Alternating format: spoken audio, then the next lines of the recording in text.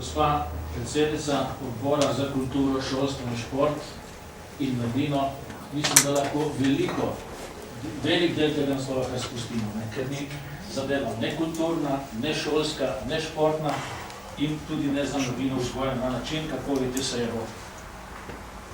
Kadarkoli roko dvigne, gospa, ne glede, kaj si vi mislite in kakšen scenarij morate realizirati, tisto, kar so vam naročila, pa ste si sami zamislili, je vaša dolžnost, da poslanca vprašate, zakaj je dvignil rok.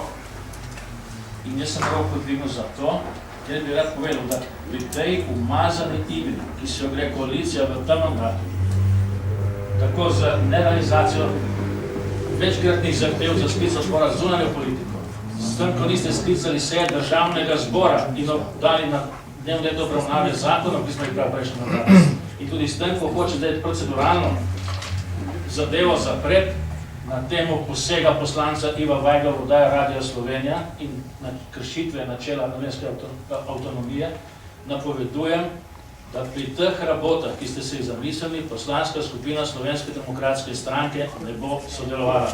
Hvala lepa za vašo ljudnost, ker ste mi tokrat dovolili, da sem zahteval oziroma predlog vsaj posledil. Nasvidenje. Nasvidenje.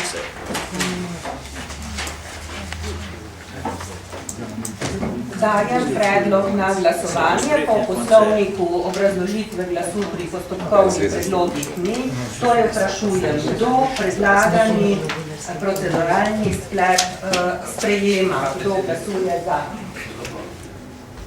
Ker glasujemo v postopku glasovanja, smo lepo prosim. Z meni marsikaj nalagate glede poslovnika tudi za stvari državnega zbora, na katere ne morem vplivati.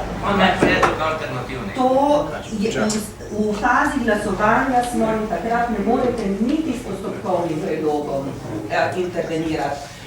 Kdo je za ta predlog? 1, 2, 3, 4, 5, 6, 7, 8, 9, 10. 10. Kdo mu nasprotuje?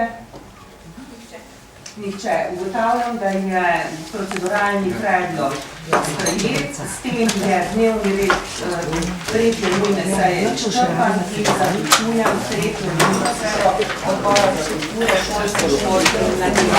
In vas na vse ljudno, kulturno in izobraženo zdravje.